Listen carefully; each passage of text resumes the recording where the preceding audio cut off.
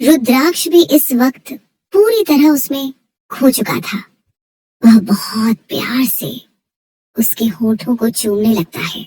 ना जाने कितनी देर तक दोनों एक दूसरे में डूबे रहते हैं। तभी कोई दरवाजा खटखटाता है और वो होश में आ जाते हैं। रुद्राक्ष ठंडी नजरों से रूम के बंद गेट को देखता है। उसे फिलहाल बहुत गुस्सा आ रहा था। वो आर्या को टेबल से नीचे उतारता है। आर्या अपने कपड़े सही करने लगती है। रुद्राक्ष जैसे ही दरवाजा खोलता है तो सामने एक लड़की खड़ी थी जो उसे देखकर खुश होकर उससे चिपक जाती है, जिसे देख आर्या हैरान हो जाती है। वहीं रुद्राक्ष की आंखें गुस्से से लाल हो जाती हैं। वो उस लड़की को पीछे धक्का देता है तो वो नीचे जमीन पर गिरती है, जो देख आर्या अपने मुंह पर हाथ रख लेती है और मदद के लिए उस लड़की के पास जाती है। तुम ठीक तो हो ना? लेकिन उस लड़की का ध्यान उसकी बातों से ज्यादा उसकी गर्दन पर था। जहां कलर लगा हुआ था वहीं दूसरी तरफ बाइट के निशान थे। वो आर्या का हाथ झटक कर खुद खड़ी हो जाती है, जो देख आर्या का मुंह बन जाता है। वह लड़की रुद्राक्ष के पास जाकर खड़ी हो जाती है और एक्स्ट्रा क्यूट बनते हुए बोलती है, अभी तुमने मुझे धक्का क्यों दिया? मैं जानती हूँ तुम्हें किसी का टच पसंद नहीं है, पर इसका मतलब ये तो नहीं कि तुम अपनी चाइल्डहुड फ्रेंड्स से ऐसा बर्ताव करोगे। याद है हम बचपन में कितने क्लोज थे, क्यों सही कहा ना? ये बोल। वो आर्या के फेस एक्सप्रेशन देखती है जो हैरान खड़ी थी, जिसे देख उस लड़की के चेहरे पर तिरछी मुस्कान आ जाती है। उसे लग रहा था आर्या उन दोनों की क्लोजनेस देखकर जल रही है, लेकिन सच तो ये था कि आर्या ये सोचकर हैरान थी कि रुद्राक्ष जैसे आदमी की कोई फीमेल फ्रेंड भी हो सकती है। और थोड़ी देर पहले रुद्राक्ष ने जिस तरह उसे धक्का दिया था, उसे तो इस बात पर और भी यकीन नहीं था। वो साफ देख पा रही थी कि यह लड़की रुद्राक्ष से कुछ ज्यादा ही चिपकने की कोशिश कर रही है, लेकिन रुद्राक्ष के चेहरे के एक्सप्रेशन देखकर समझ रही थी कि उसे गुस्सा आ रहा है। वह लड़की जो रुद्राक्ष को देखते हुए मुस्कुरा रही थी, उसकी मुस्कान सिमट जाती है जब रुद्राक्ष उससे पूछता है, अगर हम इतने क्लोज थे तो मुझे याद क्यों नहीं कि तुम कौन हो? वह लड़की हैरानी से उसे देखने लगती है। वहीं इस सीरियस माहौल में भी आर्या की हंसी छूट जाती है, जिससे रुद्राक्ष और वो लड़की दोनों उसे देखने लगते हैं। रुद्राक्ष ने आज पहली बार उसे खुलकर हंसते हुए देखा था। हंसते हुए उसके गालों पर डिंपल पड़ते थे और आंखें छोटी हो जाती थी, जिसमें वो और भी ज्यादा क्यूट लग रही थी। रुद्राक्ष ने आज तक उसका रोता हुआ चेहरा ही देखा था, इसलिए उसका हंसता हुआ चेहरा देखकर उसे देखता ही रह जाता है। वही वो लड़की उसे गुस्से से देखती है तो आर्या अपने दांत अंदर कर लेती है, जो रुद्राक्ष को पसंद नहीं आता। वो लड़की फिर मासूम सा चेहरा बनाकर बोलती है, ये बहुत बड़ा मजाक था। अभी तुम मुझे भूल कर चलो, मैं तुम्हें याद दिला देता हूँ। मैं अदिति राठौड़, बचपन से 12वीं तक तुम्हारी क्लासमेट, कुछ सालों तक तुम्हारी नेबर और तुम्हारी दादी की बेस्ट फ्रेंड की पोती। अब याद आया? अरे दादी से याद आया, उन्होंने तुम्हें नीचे बुलाया है, चलो। वो पलटकर आर्या को देखती है और बोलती है, ओह सॉरी, मैंने तुम्हें देखा ही नहीं, पर तुम कौन? ये सुनकर आर्या उसे बुरी तरह घूरने लगती है। रुद्राक्ष आगे जाकर आर्या का हाथ पकड़ता है और आदिति को घूरते हुए बोलता है, इसके बारे में जानने की तुम्हारी औकात नहीं है। यह सुनकर आदिति का चेहरा गुस्से से लाल हो जाता है, जो देख आर्या को बहुत हंसी आ रही थी। साथ ही आज पहली बार उसे रुद्राक्ष का हाथ पकड़ना बुरा नहीं लग रहा था। वो दूसरे हाथ से भी उसका हाथ पकड़ लेती है और आदिति के गुस्से से लाल चेहरे को देखकर आगे बढ़ जाती है। वही अदिति गुस्से से उन दोनों को जाते हुए देख रही थी। लंबे नाखूनों को हथेली में चुभोते हुए बोलती है, ये लड़की रुद्राक्ष के इतना करीब है।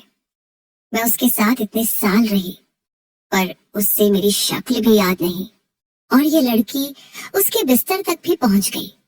आखिर है कौन ये? रुद्राक्ष आर्या को लेकर कमरे में आता है और गेट बंद करके उसे दीवार से सटाकर बोलता है, फिर से हंसो। आर्या उसे अजीब नजरों से देखती है तो रुद्राक्ष कसकर उसकी कमर पकड़कर बोलता है, वैसे ही हंसो जैसे थोड़ी देर पहले हंस रही थी। रुद्राक्ष की सनक एक बार फिर आर्या पर हावी होने लगती है। आर्या, जिसे कुछ देर पहले रुद्राक्ष का साथ अच्छा लग रहा था, अब उसे घुटन हो रही थी। वो बोलती है, मैं कैसे हंस सकती हूँ जब आप मेरे साथ जबरदस्ती कर रहे हैं। रुद्राक्ष, वैसे ही जैसे तुम उस लड़की के सामने हंस रही थी। आर्या जानती थी कि वो जब तक ऐसा नहीं करेगी, रुद्राक्ष उसे छोड़ेगा नहीं, इसलिए वो अजीब सा चेहरा बनाकर मुस्कुराती है। रुद्राक्ष ऐसे नहीं, खुलकर। आर्या पागलों की तरह हंसने लगती, लेकिन रुद्राक्ष को उसकी यह हंसी नकली लग रही थी। रुद्राक्ष, तुम फेक स्माइल क्यों कर रही हो? कुछ देर पहले जैसे दिल से हंस रही थी, वैसे हंसो ना। आर्या सर झुकाकर बोलती है, दिल से हंसी तब आती है जब दिल में खुशी और प्यार हो। डर और जबरदस्ती से खुलकर हंसी नहीं आती।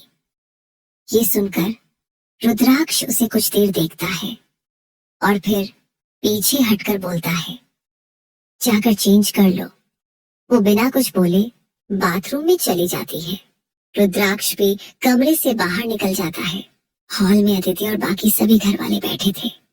अदिति अपनी एक्स्ट्रा चिकनी चुपड़ी बातों से सबको इम्प्रेस करने में लगी थी, जो देख त्रिशा अजीब तरह से मुंह बना रही थी, क्योंकि वो जानती थी यह लड़की कितनी बड़ी फेक है।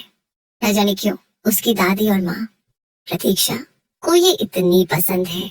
रुद्राक्ष भी सबके साथ जाकर बैठ जाता है, जिसे देख अदिति एक बार फिर एक्स्ट्रा क्यूट बनने की एक्टिंग शुरू कर देती है।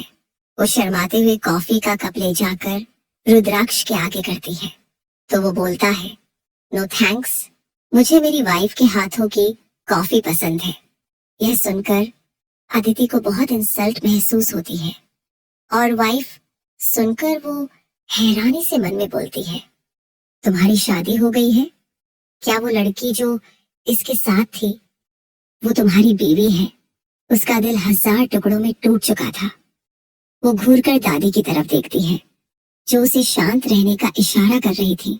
अदिति, वाइफ, शादी हो गई और तुम्हारी फ्रेंड को पता ही नहीं, ये तो गलत। त्रिशा बोलती है, अब तो पता चल गया ना। और ये रही मेरी खूबसूरत भाभी। वो सीढ़ियों से उतर रही आर्या की तरफ इशारा करती है। वो घूर कर दादी की तरफ देखती है, जो उसे शांत रहने का इशारा कर रही थी। अदिति, वाइफ, शादी हो गई और तुम्हारी फ्रेंड को पता ही नहीं, ये तो गलत। त्रिशा, अब तो पता चल गया ना। और ये रही मेरी खूबसूरत भाभी। वो सीढ़ियों से उतर रही आर्या की तरफ इशारा करती है। आदिति पीछे पलट आर्या को देखती है, जो सीढ़ियों से उतर रही थी। आर्या की खूबसूरती उसकी आंखों को चुभ रही थी। वो रुद्राक्ष को देखती है, जो एकटक आर्या को ही देख रहा था, जो देख उसे और भी ज्यादा जलन होने लगती है। प्रतीक्षा जी, आदिति बेटा, ये है रुद्राक्ष की वाइफ और सिंघानिया खानदान की इकलौती बहू आर्या सिंघानिया। और रीति बेटा, ये है आदिति, रुद्राक्ष की चाइल्डहुड फ्रेंड। आर्या उसे हेलो बोलती है तो आदिति भी दांत पीसते हुए हेलो बोल देती है। आर्या उसकी आंखों में अपने लिए नफरत साफ देख पा रही थी।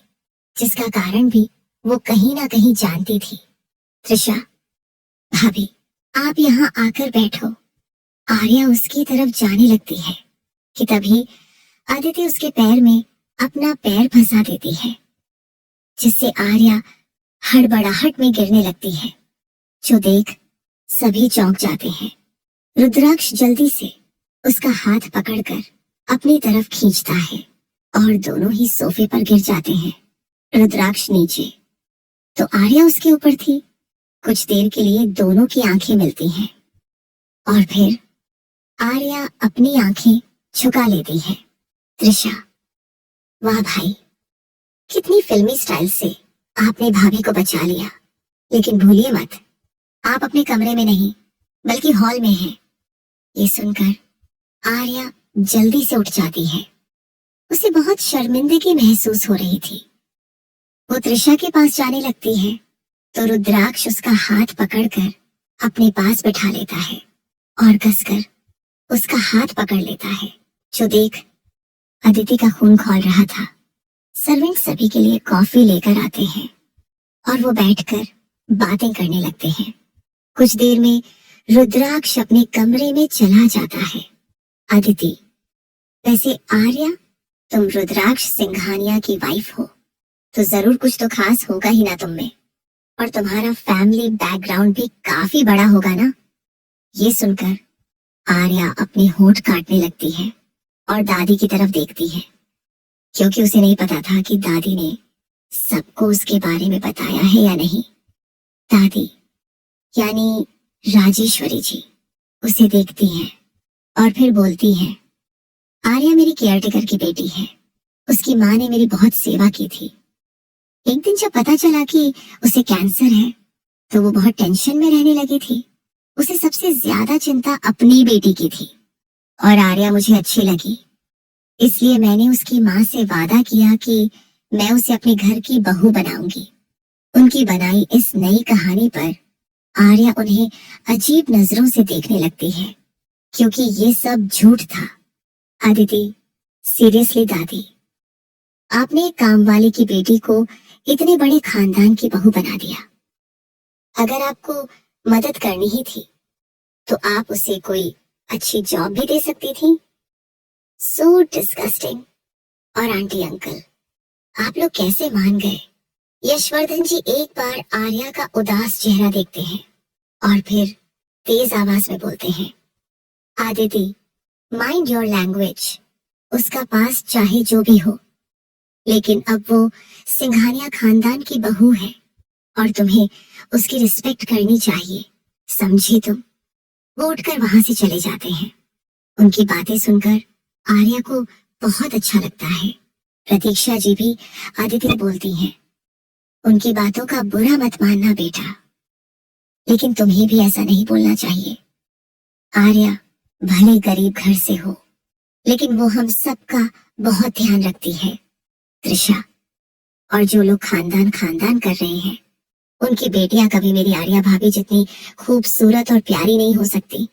सबको आर्या की साइड लेते देख आदिति को बिल्कुल भी अच्छा नहीं लगता। कुछ देर में डिनर का समय हो जाता है और सब डाइनिंग टेबल पर इकट्ठा हो जाते हैं। आर्या सर्वेंट की मदद करती है खाना लगाने में और सबको खाना सर्व करके अपनी जगह पर बैठ जाती है। रुद्राक्ष उसका एक हाथ पकड़ लेता है। आर्या उसकी तरफ देखती है तो वो नॉर्मल था और आराम से खाना खा रहा था। आर्या उससे अपना हाथ छुड़ाने की कोशिश करती है, लेकिन वो छोड़ना ही नहीं चाहता। तभी त्रिशा बोलती है, भाभी, आप क्यों नहीं खा रही? आर्या एक बार रुद्राक्ष को देखती है, जिसका फोकस खाने पर ही था। वो मन मार कर उल्टे हाथ से खाना खाने लगती है। उसे सही से खाया भी नहीं जा रहा था। आदिति का पूरा ध्यान उन दोनों पर ही था। तभी खाते हुए उसका चम्मच नीचे गिर जाता है, जिसे उठाने के लिए वो झुकती है तो उसकी नजर उन दोनों के हाथों पर जाती है, जो देख उसकी पकड़ चम्मच पर कस जाती है। उसका जी कर रहा था कि यही चम्मच आर्या के पेट में घुसा दे। आखिर इस लड़की की हिम्मत कैसे हुई उसके रुद्र के इतना करीब जाने की। वो चुपचाप अपनी जगह पर बैठ जाती है और आर्या को घूरते हुए अपना खाना चबाने लगती है। डिनर होने के बाद सब लोग अपने कमरे में चले जाते हैं, लेकिन अदिति दादी यानी राजेश्वरी के कमरे में जाती है। दादी अपने बेड पर लेटी थी, तभी वो उनके कमरे में आती है और गेट बंद करके जोर से चिल्लाते हुए बोलती है, मेरा सुकून चैन छीनकर आप आराम से सोने जा रही हैं। दादी, अरे अदिति बेटा, देखो शांत हो जाओ, हम आराम से बात करते हैं। अदिति पास में रखा फ्लावर वास उठाकर बोलती है, अब प्यार से बात नहीं होगी, समझिए आप। वह फ्लावर पॉट उठाकर उनके ऊपर फेंकती है तो दादी की चीख निकल जाती है। वह फ्लावर पॉट दादी के पैरों के पास जाकर गिरता है।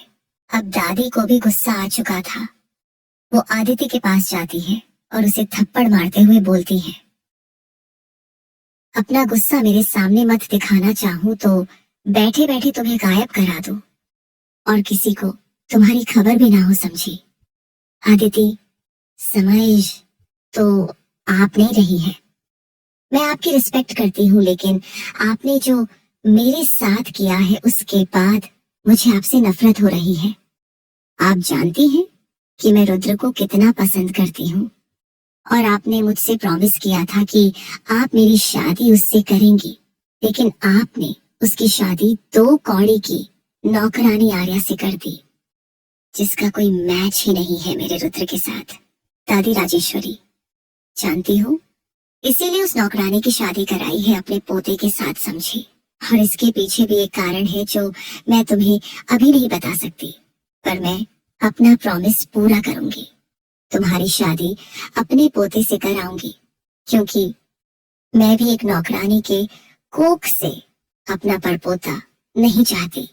अदिति, लेकिन जिस हालत में मैं उन दोनों को देख कर आई हूँ, उसे लगता है वो दिन ज्यादा दूर नहीं जब उस नौकरानी का बच्चा भी आ जाएगा, और फिर वो लड़की है भी इतनी खूबसूरत कि मुझे डर है कि रुद्र को उससे प्यार ना हो जाए। दादी हंसते हुए बोलती है,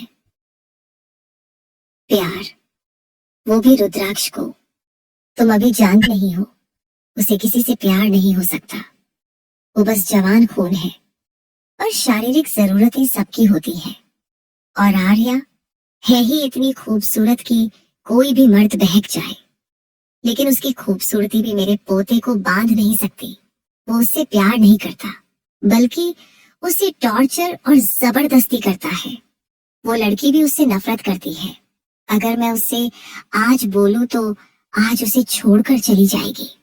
1 महीने भी नहीं हुई और वो उससे तंग आ चुकी है, इसलिए चिंता मत करो। 1 साल बाद रुद्र की शादी तुमसे करा दूंगी मैं, लेकिन तुम उसे अपनी तरफ अट्रैक्ट कर सकती हो। आखिर तुम भी हसीन और जवान हो। अदिति, ठीक है, लेकिन आप उस नौकरानी से बोल दीजिएगा कि मेरे सामने रुद्र से दूर रहे, कहीं गुस्से में मैं उसका कत्ल ही ना कर दूं। वो वहां से चली जाती है। उसके जाने के बाद दादी राजेश्वरी बोलती है, मैं तो चाहती ही हूं कि तुम उसका खून कर दो और मेरा पोता तुम्हारा। फिर मैं उसकी शादी अपने स्टैंडर्ड की लड़की से कराऊंगी, जो चुपचाप मेरी बात माने, ना कि मेरे ऊपर फ्लावर पॉट फेंक कर मारे। वैसे दादी की हरकतें तो मार खाने वाली ही हैं। लगता है इन्हें ब्रह्मा जी ने अमृता का वरदान दिया है, जो 80 की होने के बाद भी नहीं मरेंगी। और घमंड तो देखो इनका। वहीं रुद्राक्ष के कमरे में रुद्राक्ष आर्या के ऊपर था और उसे किस कर रहा था। पूरे कमरे में आर्या की मदहोशी भरी आवाजें गूंज रही थी। रुद्राक्ष उसके होंठों से हटकर गर्दन पर किस करने लगता है तो आर्या आंखें बंद करते हुए बेडशीट को मुट्ठी में भर लेती है। तभी उसे कुछ महसूस होता है और उसकी आंखें खुल जाती हैं। वो रुद्राक्ष को देखती है, जो उसकी बॉडी को चूमने में व्यस्त था। उसे कभी कभी हैरानी होती थी कि इस आदमी के पास इतनी एनर्जी आती कहां से थी, जो वो हर वक्त वो करने के लिए रेडी रहता था। क्यों वो उससे थकता नहीं था। वो पूरी हिम्मत लगाकर उसे पीछे धक्का देती है तो रुद्राक्ष बेड पर गिर जाता है। आर्या अपने कपड़े समेत तुरंत बाथरूम के अंदर भाग जाती है और डोर लॉक कर देती है। वहीं रुद्राक्ष अपनी गुस्से भरी आंखों से बाथरूम के गेट को देखता है और जोर से चिल्लाता है, आर्या। वो जाकर जोर जोर से दरवाजा पटकने लगता है। उनका रूम साउंड प्रूफ था, वरना अभी तक पूरा घर इकट्ठा हो चुका होता। वहीं उसकी गुस्से भरी आवाज सुनकर आर्या डर से कांप उठती है। अब तक उसे अपने पेट में दर्द होने लगा था। तभी रुद्राक्ष दूसरी चाबी से दरवाजा खोलकर अंदर आ जाता है। उसे देखकर आर्या की आंखों से आंसू बहने लगते हैं और वह डर के मारे पीछे होने लगती है।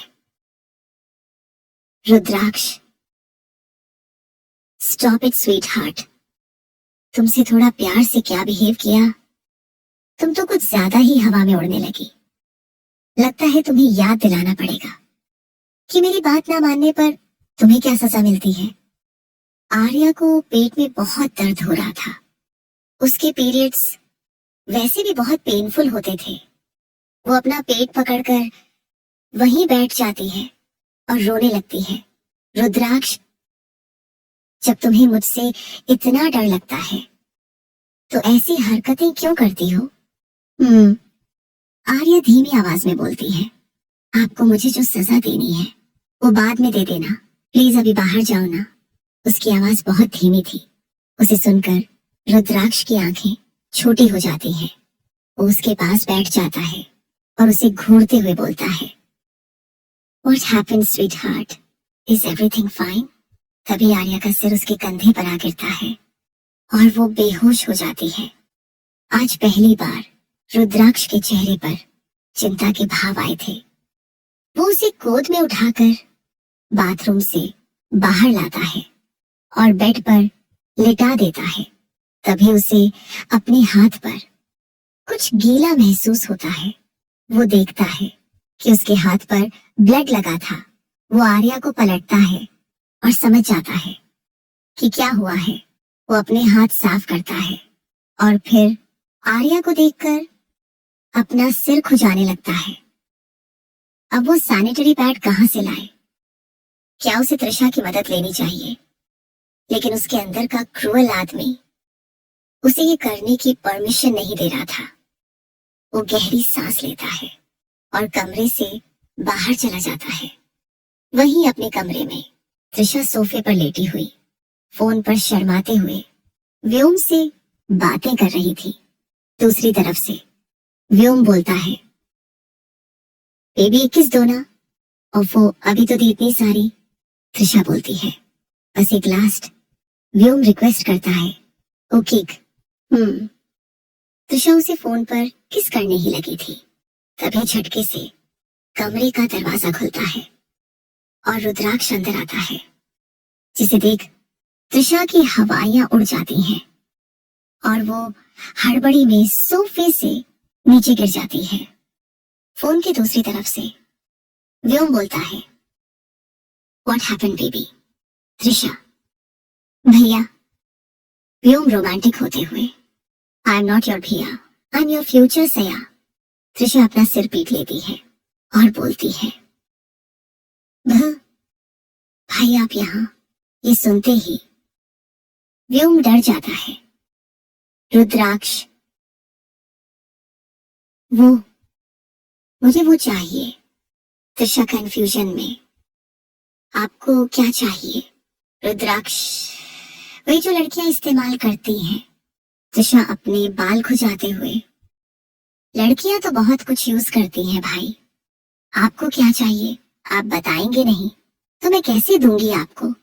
रुद्राक्ष तेज आवाज में, तुम्हें इतनी सी बात समझ नहीं आती। आर्या को पीरियड्स आए हैं और उसे दर्द भी हो रहा है। ये सुनते ही त्रिशा और फोन पर व्योम भी हैरान हो जाता है और मन में सोचता है, इस बीस्ट को ब्यूटी की फिक्र कब से होने लगी। उनका सबसे बड़ा दर्द तो बस वो ही है।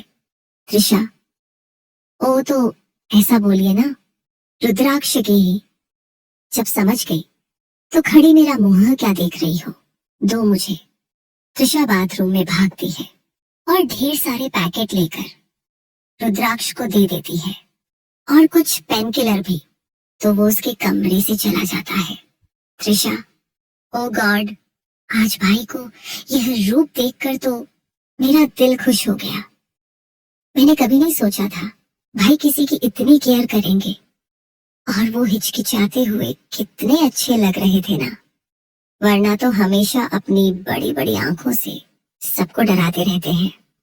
भाई को भाभी की चिंता हो रही है, इसका मतलब वो उनसे प्यार करने लगे हैं। व्योम फोन पर उसकी बात सुनकर मन में सोचता है, प्यार और इस आदमी को हो ही नहीं सकता।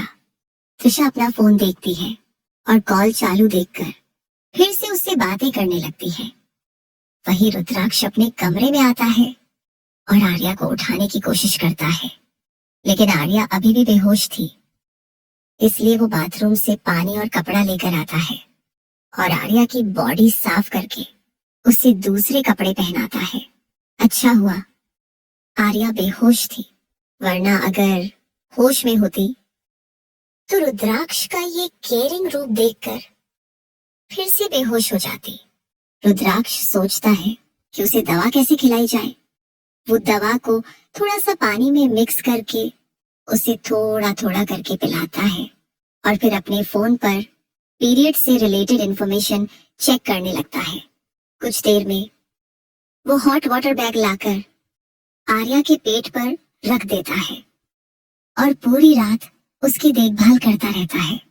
आज रात वो एक पल के लिए भी नहीं सोया, उसका पूरा ध्यान सिर्फ आर्या पर ही था।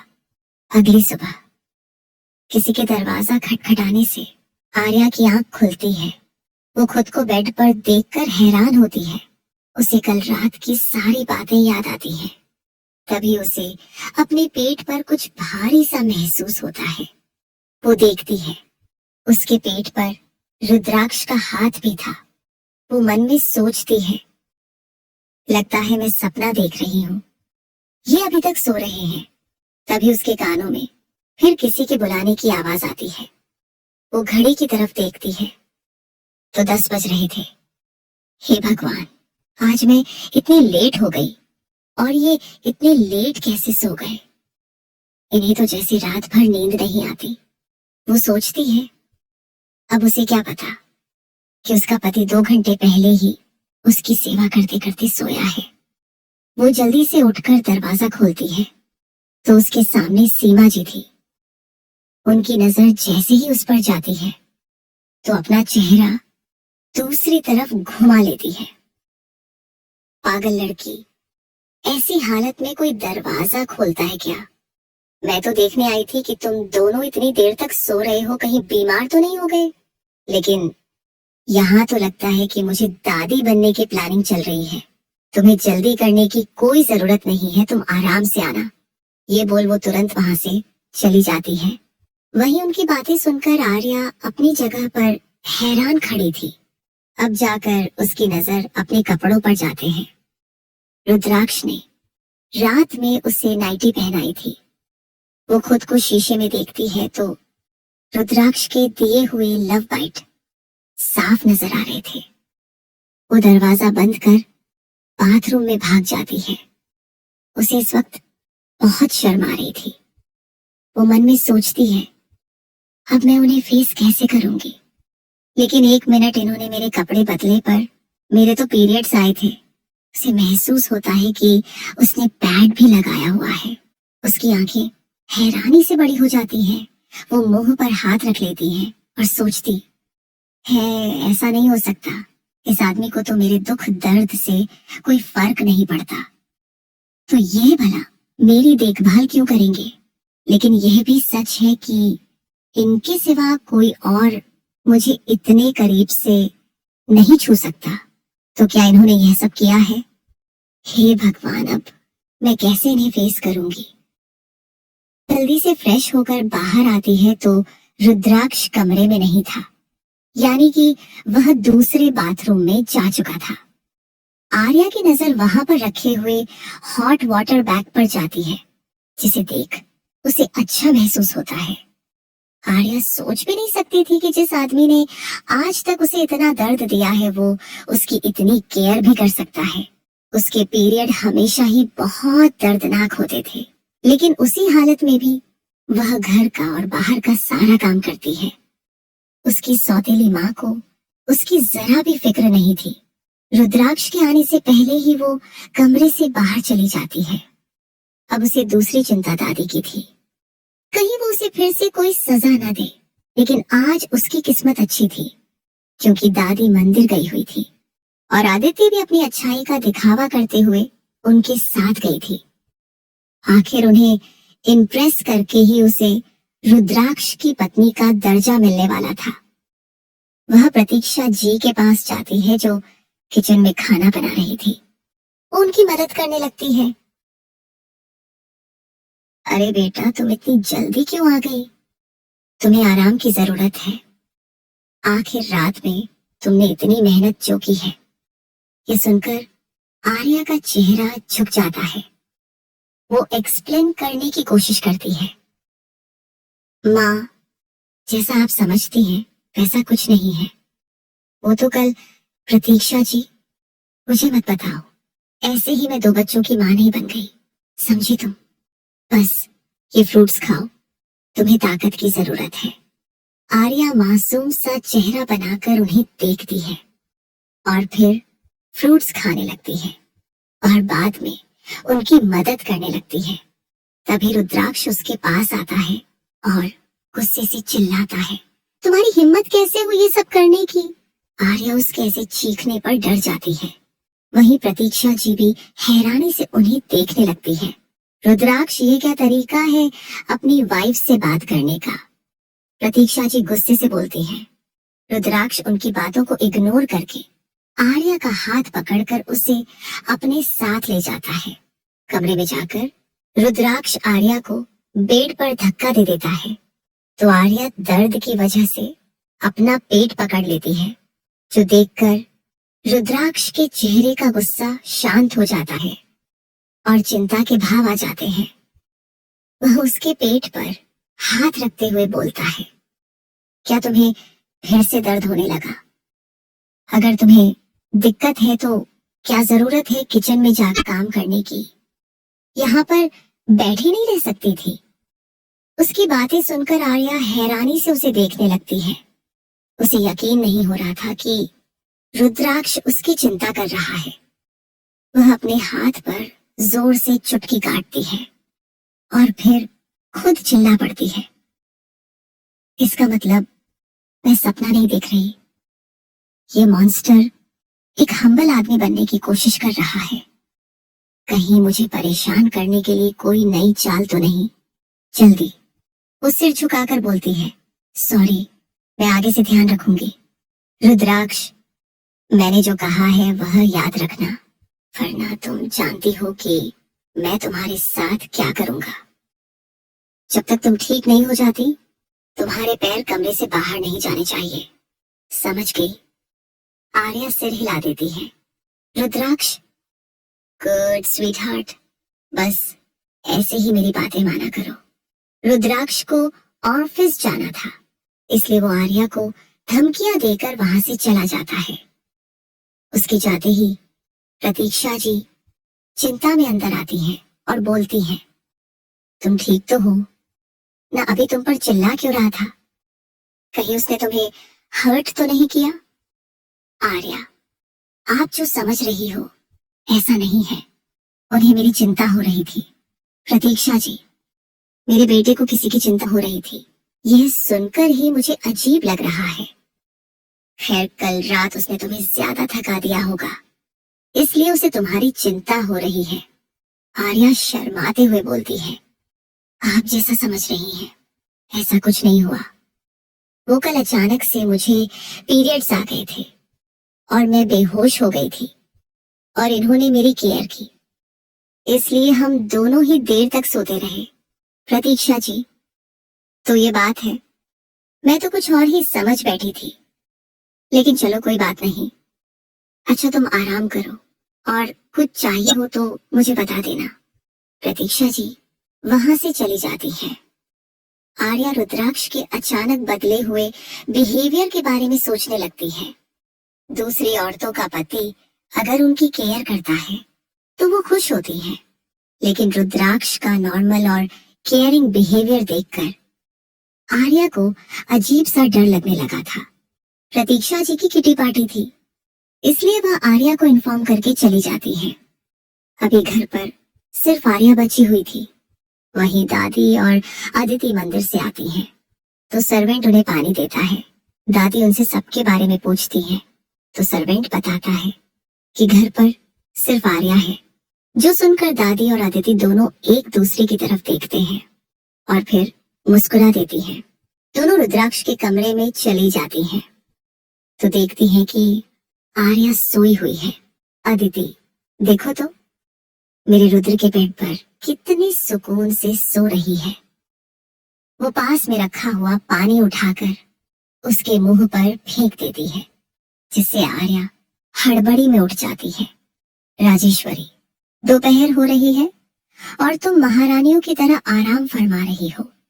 तुम कुछ दिनों के लिए मेरे पोते की बीवी बनी हो, लेकिन असलियत में हो एक नौकरानी, समझी? आर्या दादी मेरी तबीयत खराब थी, इसलिए नींद आ गई। राजेश्वरी तो मैं क्या करूं? जाओ जाकर हम दोनों के लिए कुछ खाने को बनाओ। आर्या रुद्राक्ष जी ने मुझे कमरे से बाहर निकलने को मना किया है। अदिति देखो तो दादी रुद्र का नाम लेकर काम से बचना चाहती है। राजेश्वरी जितना कहा है उतना करो, समझी? ज्यादा काम चोरी नहीं। आर्या चुपचाप किचन में जाकर खाना बना लगती है। राजेश्वरी ने सभी सर्वेंट को भी वहां से जाने को कह दिया था। आर्या को अपने पेट में बहुत दर्द हो रहा था और उसका चेहरा दर्द से पीला पड़ चुका था। उसकी हालत देखकर उन दोनों को बहुत मजा आ रहा था। आर्या जैसे तैसे करके उनके लिए खाना बनाती है और डाइनिंग टेबल पर लगने लगती है। राजेश्वरी और अदिति लंच करती हैं। लंच के बाद राजेश्वरी बोलती है, जाकर सारे बर्तन धोकर रख दो और तुम किसी भी नौकर की मदद नहीं ले सकती। आर्या हाँ में सिर हिलाती है और किचन में जाने लगती है। अदिति धीरे से, दादी लगता है हमें कुछ और करना चाहिए ताकि ये थक जाए और रुद्र बेबी के साथ रात में कुछ न कर पाए। अगर ऐसा हुआ तो वो इस बहन जी से बोर हो जाएगा। राजेश्वरी बात तो सही है, मैं भी नहीं चाहती कि ये नौकरानी रोज मेरे पोते के करीब आए, लेकिन अब कौन सा काम दें इसे? अदिति वो आप मुझ पर छोड़ दीजिए। राजेश्वरी आर्या को अपने पास बुलाकर कहती है, तुम्हें पता है 1 साल के बाद जब तुम मेरे पोते को छोड़कर चली जाओगी तब मैं आदित्य को अपनी पोता बहू बनाऊंगी। राजेश्वरी वो तुमसे ज्यादा खूबसूरत है और हमारे स्टैंडर्ड की है और फ्यूचर में इस घर की होने वाली बहू है और तुम नौकरानी की बेटी थी और आगे भी हमारे लिए नौकरानी ही रहोगी। इसलिए तुम्हें आदित्य का ख्याल रखना है और उसकी सारी बातें माननी है। वह तुमसे जो भी करने को कहेगी तुम करोगी, समझी? मैं जा रही हूँ, आराम करना है। और आदित्य बेटा इस पर नजर रखना। वो वहां से चली जाती है। आर्या अदिति को देखती है तो अदिति बड़ी घमंड से बोलती है, जानती हूँ तुम्हें बहुत बुरा लग रहा होगा ये जानकर कि तुम ज्यादा दिन तक इतने ऐश ओ आराम की जिंदगी नहीं जी पाओगी, लेकिन चिंता मत करो, जब तुम जाओगी तब मैं तुम्हें ढेर सारा पैसा दूंगी, लेकिन तुम्हें मेरे रुद्र से दूरी बनाकर रखनी होगी, समझी मिस नौकरानी? अब जाकर काम करो। उसकी बातें सुनकर आर्या को कोई खास फर्क नहीं पड़ता, क्योंकि इतना तो वह समझ चुकी थी कि रुद्राक्ष अदिति को बिल्कुल पसंद नहीं करता और जब तक रुद्राक्ष न चाहे कोई भी उसे उसकी जिंदगी से नहीं निकाल सकता। पर अगर ऐसा होता भी तो यह आर्या के लिए बहुत अच्छी बात होती, क्योंकि वह जितना जल्दी हो सके रुद्राक्ष से दूर जाना चाहती थी। वो किचन में बर्तन साफ करने लगती है। उसे अपने पेट में बहुत दर्द हो रहा था। वो सारा काम खत्म करके कमरे में जाने लगती है। तभी अदिति जानबूझकर पानी का जग नीचे गिरा देती है और बोलती है, आर्या देखो ना, पूरा फ्लोर गीला हो गया है, तुम जाने से पहले ये भी साफ कर दो। आर्या दर्द से अपना पेट पकड़ लेती है और धीमी आवाज में बोलती है, मैं बाद में कर दूंगी, मुझे बहुत दर्द हो रहा है। आदिति तेज आवाज में, मैंने कहा ना अभी करो, वरना मैं जाकर दादी को बताऊंगी। आर्या फिलहाल दादी से नहीं उलझना चाहती थी, इसलिए वह चुपचाप पानी साफ करने लगती है। आदिति एकदम उसके सामने जाकर सोफे पर चढ़कर बैठ जाती है और उसे घमंड से देखने लगती है। आर्या को अब चक्कर से आने लगे थे। आदिति की नजर अचानक रुद्राक्ष पर जाती है, जो किसी से फोन पर बातें करते हुए उधर ही आ रहा था। उसे देखकर आदिति घबरा जाती है कि कहीं आर्या को ऐसे देखकर रुद्राक्ष उस पर गुस्सा ना कर दे। वो डर जाती है। उसे लगता है कि कहीं रुद्राक्ष आर्या को काम करते देख उसे गलत न समझे, इसलिए वो तुरंत जमीन पर बैठ जाती और आर्या के हाथ से पोछा लेकर खुद काम करने लगती है।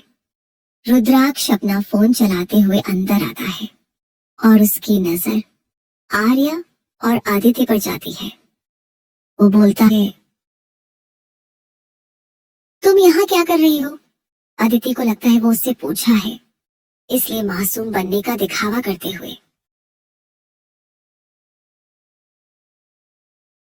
वो यहाँ पर पानी गिर गया था ना, तो मैं पोछा लगा रही थी। आर्या ने मुझसे कहा कि सारी सर्वेंट जा चुके हैं तो ये काम मैं कर दूं। अब वो तो ये काम करेगी नहीं, क्योंकि वो अब सिंघानिया खानदान की बहू और तुम्हारी बीवी है, इसलिए मजबूरन मुझे ही करना पड़ा। आर्या हैरानी से अपने सामने बैठी लड़की को देखती है, जो गिरगिट से भी जल्दी रंग बदलती थी। पूरा पानी आर्या ने साफ किया और अब यह दिखावा कर रही है, लेकिन आर्या अभी कुछ नहीं बोलना चाहती थी, क्योंकि उसे अपने पेट में बहुत दर्द हो रहा था। आदिति को लगता है कि अब रुद्राक्ष आर्या से कुछ कहेगा, लेकिन अगले पल उसकी उम्मीदों पर पानी फिर जाता है जब रुद्राक्ष आर्या का हाथ पकड़ते हुए बोलता है, मैं तुमसे पूछ रहा हूँ कि तुम यह यहाँ क्या कर रही हो? मैंने तुमसे कहा था ना, कमरे से बाहर मत आना। आदिति का मुंह बन जाता है। कहाँ वो उम्मीद कर रही थी कि रुद्राक्ष आर्या को डांटेगा, लेकिन यहाँ तो रुद्राक्ष ने उसे पूरी तरह इग्नोर कर दिया था। आर्या फिलहाल उसे जवाब देने के मूड में नहीं थी। वह अपना सर झुका लेती है। रुद्राक्ष ध्यान से उसके पीले पड़े चेहरे को देखता है और फिर उसके गाल पर हाथ रखता है। आर्या का शरीर किसी गर्म भट्टी की तरह तप रहा था। वो गुस्से से बोलता है, तुम्हें इतनी तेज बुखार है और तुम यहाँ भटक रही हो। मैंने कहा था ना, कमरे में रहना और आराम करना। वो उसे अपनी गोद में उठा लेता है और कमरे की तरफ जाने लगता है, तो आदिति उसके साथ आगे आकर खड़ी हो जाती और बोलती है, रुद्र देखो, बुरा मत मानना, लेकिन तुम्हें अपनी वाइफ को समझना चाहिए कि वो मेहमानों के साथ इतना रूड बिहेव ना करे। मैं इस घर की मेहमान हूँ और ये मुझसे काम करा रही है। आदिति का बीच में आना रुद्राक्ष को जरा भी पसंद नहीं आता। वो आर्या को सोफे पर बिठा आदिति के आगे खड़ा हो जाता है, जो देखकर आदिति खुश हो जाती है, लेकिन अगले पल रुद्राक्ष उसकी गर्दन पकड़ लेता है, जिससे आर्या और आदिति दोनों ही हैरान थी। रुद्राक्ष दांत पीसते हुए बोलता है, तुम होती कौन हो ये बताने वाली कि मेरी वाइफ को कैसा बिहेव करना चाहिए? मेहमान होगी तुम दादी के लिए, लेकिन मेरे आगे तुम्हारी हैसियत सिर्फ एक नौकरानी की ही है। समझ में आई बात? और हाँ, ये बात बात पर रुद्र रुद्र बोलना बंद करो, वरना तुम्हारी डेड बॉडी तुम्हारे घर वाले भी नहीं ढूंढ पाएंगे। और हाँ, अगली बार मेरे रास्ते में मत आना। वो झटके से उसकी गर्दन छोड़ता है, जिससे अदिति खांसते हुए जमीन पर बैठ जाती है। रुद्राक्ष की उंगलियों के निशान उसकी गर्दन पर छप चुके थे और सांस न ले पाने की वजह से उसकी आंखें और चेहरा लाल हो गया था। सुबह से लेकर अब तक उसने आर्या को जितना परेशान किया था, रुद्राक्ष ने सिर्फ 1 मिनट में उसकी हालत खराब कर दी थी। रुद्राक्ष आर्या को फिर से अपनी गोद में उठा लेता है और कमरे की तरफ चला जाता है। वहीं अदिति गुस्से से उन दोनों को देख रही थी। आर्या को बहुत दर्द हो रहा था। वो बिना कुछ कहे रुद्राक्ष के सीने पर सिर रख लेती है। आज पहली बार उसे रुद्राक्ष के आने पर खुशी महसूस हो रही थी, क्योंकि अगर वो अब भी नहीं आता तो न जाने आदिति और दादी उससे और क्या क्या करवाती। वो उसे बेड पर लेटाकर डॉक्टर को फोन कर देता है। कुछ ही देर में डॉक्टर की पूरी टीम उनके कमरे में थी। एक डॉक्टर जाकर आर्या को चेक करने लगती है। उससे पहले रुद्राक्ष उसका हाथ पकड़कर कसकर दबा देता है। उसकी लाल आंखें देखकर डॉक्टर डर जाती है। डोंट टच हर, वो गुस्से से बोलता है। डॉक्टर, मिस्टर आर्यस, हम उन्हें टच नहीं करेंगे तो पता कैसे चलेगा उन्हें हुआ क्या है? रुद्राक्ष उसका हाथ छोड़ देता है तो वो पीछे जाकर आर्या को चेक करने लगती है। आर्या बेहोश हो चुकी थी तो डॉक्टर उसे इंजेक्शन लगाती है। मिस्टर आर्यस, इन्हें थकावट और ज्यादा दर्द होने की वजह से बुखार आया है। ये फिजिकली काफी कमजोर है, इसलिए इन्हें ज्यादा से ज्यादा आराम करना चाहिए। मैंने इन्हें इंजेक्शन दे दिया है, अभी सुबह ही होश में आएंगी। डॉक्टर वहां से चली जाती है। रुद्राक्ष आर्या के पास बैठ जाता है। पता नहीं क्यों कुछ दिनों से उसे आर्या से अजीब सा लगाव महसूस हो रहा था। आर्या उसका मैडली ऑब्सेशन है, ये बात वो जानता था, लेकिन पिछले 2-3 दिनों से वो जो महसूस कर रहा था वो बिल्कुल अलग था। जहां पहले उसे आर्या को दर्द देने में मजा आता था, वहीं अब उसकी खराब तबीयत देखकर वो उसके लिए परेशान हो रहा था। वो उसके पास से उठकर बाथरूम में चला जाता है और शॉवर के नीचे भीगते हुए आंखें बंद करता है तो उसके सामने आर्या का मुस्कुराता चेहरा आ जाता है। वो गुस्से से सामने वॉल पर पंच मारते हुए बोलता है, दैट्स रॉन्ग। वो लड़की मुझे इस हद तक इफेक्ट नहीं कर सकती। तभी उसके दिल से आवाज आती है, do you love her? No, never. Rudraksh चिल्लाता है, मुझे किसी से प्यार नहीं हो सकता, क्योंकि प्यार में आप खुद से ज्यादा अपने महबूब की परवाह करते हो और उनकी खुशी के लिए उन्हें छोड़ देते हो। लेकिन मैं ऐसा नहीं हूं। मुझे उसकी खुशी से कोई मतलब नहीं है। उसकी मर्जी हो या ना हो, उसे मेरे साथ रहना होगा। उसे भी मुझसे ऐसे ही ऑब्सेस्ड होना पड़ेगा जैसे मैं हूं। ये बोलकर वो अजीब तरह से मुस्कुराने लगता है। वहीं आदित्य गुस्से से अपने कमरे में टहल रही थी। आज आर्या के कारण रुद्राक्ष ने उसका गला पकड़ लिया, तो क्या वो फ्यूचर में उसे छोड़ देगा? कहीं आर्या अपनी खूबसूरती से उसे अपने जाल में फंसा न ले। नहीं, मैं ऐसा नहीं होने दूंगी। अभिमान। अब रुद्राक्ष अगर आर्या के प्यार में पागल होने लगा तो इससे पहले ही वो आर्या को अपने रास्ते से हटा देगी। ऐसे ही ख्याल उसके दिमाग में आ रहे थे। उसका शातिर दिमाग आर्या के खिलाफ नई साजिश रच रहा था। अगली सुबह आर्या की नींद खुलती है तो वो खुद को रुद्राक्ष की बाहों में देखती है, जो देखकर अब वो हैरान नहीं होती। अब उसे इस चीज की आदत हो चुकी थी। उसे याद आता है कि कल कैसे आदित्य और दादी ने मिलकर उसे परेशान किया था, और जब उसकी तबीयत खराब हुई तो रुद्राक्ष उसे कमरे में लेकर आया था, लेकिन उसके बाद का उससे कुछ भी याद नहीं था। वो अपने सिर पर हाथ रखकर धीरे से बोलती है, इसका मतलब है मैं कल दोपहर से सो रही हूँ। यकीन नहीं होता। अब ना जाने दादी फिर मेरे साथ क्या करेगी। वो धीरे से रुद्राक्ष का हाथ अपने पेट से हटाती है कि तभी रुद्राक्ष की नींद खुल जाती है। वो तुरंत उठकर उसके गालों पर हाथ रखते हुए बोलता है, are you okay sweetheart. उसका यह केयरिंग बिहेवियर आर्या से हजम नहीं हो पाता।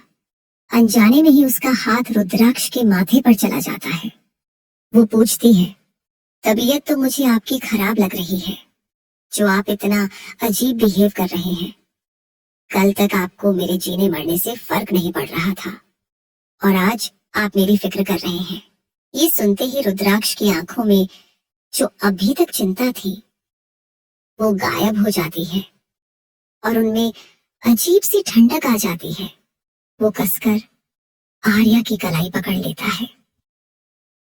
तब आर्या को एहसास होता है कि उसने सोए हुए शेर को जगा दिया है। वो अपना हाथ छुड़ाने लगती है तो रुद्राक्ष उसकी कलाई पर और जोर डालते हुए उसे अपने और करीब कर लेता है, जिससे आर्या की धड़कनें तेज हो जाती हैं। रुद्राक्ष धीरे से अपने हाथ उसकी कमर पर ले जाता है और हल्के से सहलाते हुए बोलता है, लगता है मेरा केयरिंग बिहेवियर तुम्हें पसंद नहीं आ रहा।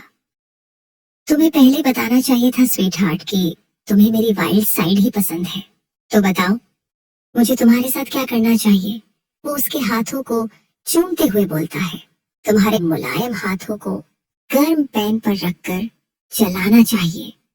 आर्या डरकर उसका हाथ छुड़ा लेती है तो वो उसकी गर्दन पर हाथ फेरते हुए बोलता है, या तुम्हारे खूबसूरत नेक पर मुझे अपनी मुहर लगानी चाहिए।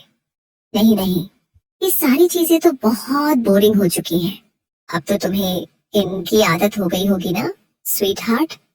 चलो कुछ नया ट्राई करते हैं। कैसा रहेगा अगर मैं तुम्हारे गले में पट्टा डालकर तुम्हें गार्डन में वॉक कराऊं, या तुम्हारे हाथ पैर बेड पर बांधकर तुम्हारे साथ वाइल्ड रोमांस करूं। टीम, ये आइडिया मुझे पहले क्यों नहीं आया। वैसे इस पोजीशन में रोमांस करने में मजा ही आएगा ना स्वीट हार्ट। अब तुम बताओ इनमें से मैं तुम्हारे साथ क्या करूं। उसके थॉट सुनते ही आर्या के शरीर में डर की लहर दौड़ जाती है। वो मन ही मन खुद को कोस रही थी। वो सिर झुकाकर बोलती है, मेरा मेरा वो मतलब नहीं था। मैं तो रुद्राक्ष मुस्कुराता है, तुम तो सिर्फ मेरे बताने से ही डर गई स्वीट हार्ट। तो क्या तुम मेरा क्रूर रूप अभी झेलने लायक हो? नहीं ना? तो फिर मुझे क्या ही मजा आएगा। मजा तो तब आएगा जब तुम पूरी तरह ठीक होगी और मेरे दिए हुए निशान तुम्हारे शरीर की शोभा बढ़ाएंगे। लेकिन तुम्हारी बेसब्री देखते हुए मैं तुम पर छोटा सा एहसान तो कर ही सकता हूँ। आर्या डरते हुए पीछे हटने लगती है। उसकी आंखें डर से भीग जाती हैं। उसे अपने मुलायम होठों पर रुद्राक्ष के सख्त होंठ महसूस होते हैं, जो उसके होठों पर अपनी मनमानी करने के बाद उसकी नेक पर घूमने लगते हैं। रुद्राक्ष अपने होठों से उसकी नेक पर सेंशुअस टच देने लगता है, जिससे आर्या उसकी शर्ट को कसकर अपनी मुट्ठी में भर लेती है। रुद्राक्ष के होंठ उसके उसके क्लेविज को चूमने लगते हैं।